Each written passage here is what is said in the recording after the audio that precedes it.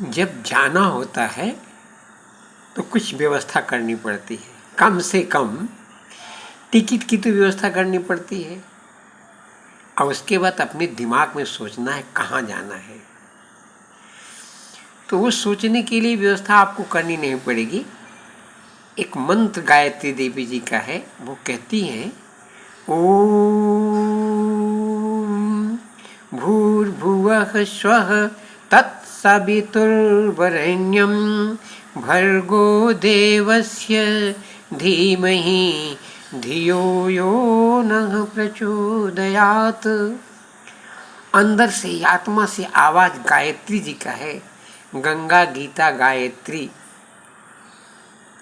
जो मनुष्य का शरीर धारण किया है उसको अपने यहाँ तो जाना पड़ता है, यहाँ तो यात्रा पर आया है, काम तो एक ही है, यह बाजार है, यहाँ लेने कुछ आया है। लेकिन जहाँ जिसको लेना है, जो लेना है, वह दुकान उसको मिल नहीं पा रही है। खोजते खोजते वह सामान उसको कहीं दिखा ही नहीं। मात्र एक मूर्ति दिखी जिससे उसने आंकड़ा लगाया कि हो सकता है हमको यहीं इसी जगह जाना है। तो उस अपने जाने के बयान को देखता है तो पहले पृथ्वी, फिर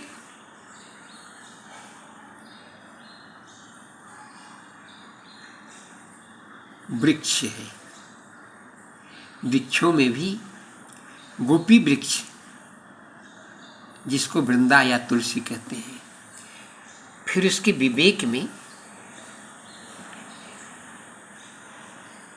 गणपति जी रास्ता बताने के लिए और दरवाजा खोलने के लिए गरुड़ जी। फिर माँ की याद आती है, माँ कात्यायनी है और यही जगन माता है। इस समय के हिसाब से माँ कौशल्या, कैकेयी और सुमंत्रा है और आगे चल करके यही देवकी और यशोदा होंगी। ऐसा मन में विचार करता है। रामायण को सुनते सुनते वो लगता है इन्हीं के पीछे पीछे मैं भी चलूं। अपने आप चित्रों का दर्शन होने लगता है। तुमने कुछ अच्छा काम किया है। बाजार में खोजते खोजते तुम जिसको खोज रहे थे वहाँ पहुँचना थोड़ा असंभव दिख रहा था, परंतु मूर्ति दिखाई दे रही, श्यामल मूर्ति। कलयुग में भगवान बिल्कुल काले होंगे, वह रूप दिखा दूर से।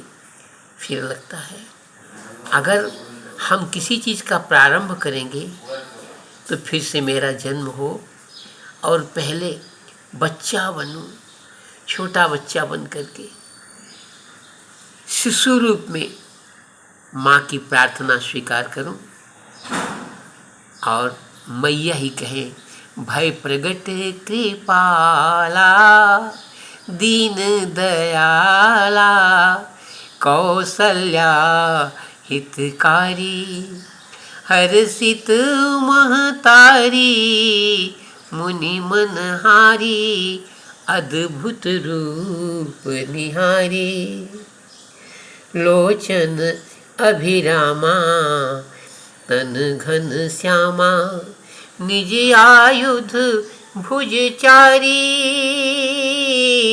भूषण बनमाला नयन विशाला शोभा सिंधु खरारी कह दो कर जोरी स्तुति तोरी कहीं विधि करहूँ अनंता माया गुण ज्ञाना तीत यमाना वेद पुराण भनंता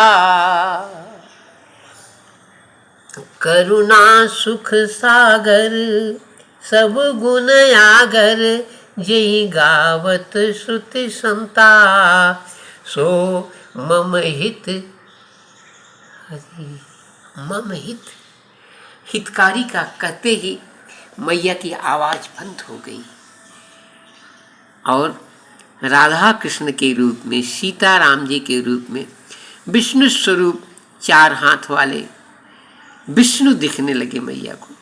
मैया ने कहा प्रार्थना करके, नहीं, तुम छोटे बच्चे बन जाओ। वह जो ये रोज भाव जो अपना हृदय व्यक्त करना चाहता है, उसको हृदय में ये नाटक चल रहा है, वह शिशु हो जाता है स्वयं और मैया के द्वारा श्रृंगारित होकर के फिर स्वयं अपनी भावनाओं से बृहद रूप धारण कर रहा है, थोड़ा बड़ा होता है।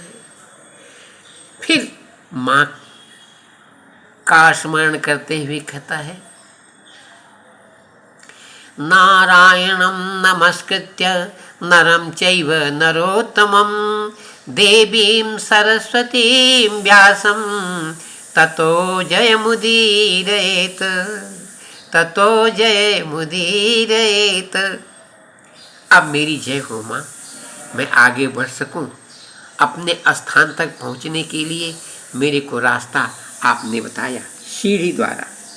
प्रथम पृथ्वी, दूसरे स्थान पर वृक्ष के साथ जल दर्शन हो रहा है, तीसरे स्थान पर गणपति यानी अपनी बुद्धि और विवेक से रास्ता खोजना, फिर माँ का दर्शन, फिर वही रूप जो हमको प्राप्त करना है, यही कामना है, यही इच्छा है। फिर मैं मनुष्य बन सकूं और जो मैं नहीं खोज पाया अभी तक उसको खोजूं। वह खोजने के लिए वन में जाता है, तो वन में वाल्मीकि जी के द्वारा उनका सम्मान शुरू होता है। वहाँ भगवान 4 रूप में प्रकट हैं, 4 हाथ दिख रहे हैं सीता और राम जी के, और लक्ष्मण नहीं दिख रहे हैं।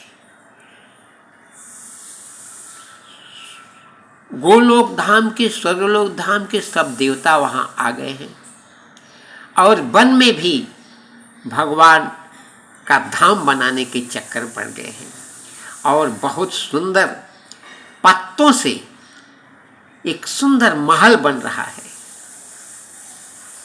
एकदम सुंदर महल जिसको कोई कह नहीं सकता कि ये पत्ता है। सब देवता बन करके वो महल बना रहे हैं, 2 महले का। एक महल ऊपर जिसमें श्री राधा कृष्ण जी हैं, यही सीताराम है जहाँ इनका मंदिर होगा। उसके नीचे छोटा भवन जहाँ सब संत महात्मा और लोग रहेंगे, बीच में लक्ष्मण जी। इसी जगह से ये प्रारंभ होगा वनवास और आगे चल करके वनवास की कथा। हम लोगों के लिए वनवास यहाँ इसलिए कि अपनी पुरानी जिस भौतिक संसार में हम फंस करके बहुत दुख भोगे हैं, माता पिता की गोद से बड़े होकर के मित्र बनाए, उनके साथ खेले, फिर उनके स्वभाव के हिसाब से मेरे स्वभाव में परिवर्तन आया, अच्छे मिल गए संत महात्मा तो हम फिर अपने रास्ते पर चल पड़े। अगर नहीं मिले तो हम फिर संसार में भटक जाते हैं, राजनीति में फंसते हैं, सुंदर भवन, सुंदर जमीन, सुंदर संसार की सारी चीज़ों में फंस जाते हैं और उसी में अपने को भुला देते हैं। परंतु संत महात्माओं के द्वारा ये संत जो किसका प्रचार कर रहे हैं, असली आनंद का, संत तुलसीदास जी, वाल्मीकि जी और व्यास जी, मार्कंडे जी, सबके घर घर में आकर के रास्ता बता रहे हैं कि तुम कैसे वहाँ पहुँच सकते हो। पुनः मनुष्य की शरीर प्राप्त करने के लिए रामचंद्र जी को स्थान दो, उनके लिए अपना मंदिर बनाओ मन को, संसार को भूल जाओ। जब तक संसार नहीं भूल पाओगे तब तक रास्ता नहीं बनेगा और पृथ्वी पर जिंदा प्रेत बन करके भटकते रहोगे, कभी यहाँ कभी वहाँ, कभी वहाँ कभी यहाँ। हर जगह की मार खाओगे, भूख प्यास से परेशान रहोगे, कभी तृप्ति नहीं होगी। एक खाओगे दूसरे के लिए चित्त ललचता रहेगा, एक पहनोगे दूसरे के लिए चित्त पहनने के लिए व्याकुल रहेगा, एक प्राप्त करोगे दूसरे के लिए परेशान रहोगे। परंतु इस वन में जो कवियों का वन है, जो प्रचार कर रहे हैं, जहाँ तुमको पहुँचना है, जहाँ तुमको सर्व सुख प्राप्त होना है, उनकी भाषा के माध्यम से जब संसार भूलोगे और इस वन में पुण्यारण्य विहारिणव वंदे विशुद्ध विज्ञानव कवीश्वर कपीश्वरव, तब वहाँ उद्भव स्थिति संहार कारिणी क्लेशहारिणी सर्वश्रेयस्करीं सीताम न तो हम राम वल्लभम।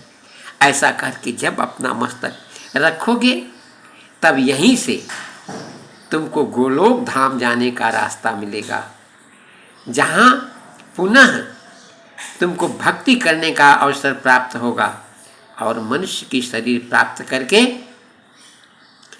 सेवा करोगे, भगवान के आदेश का पालन करोगे।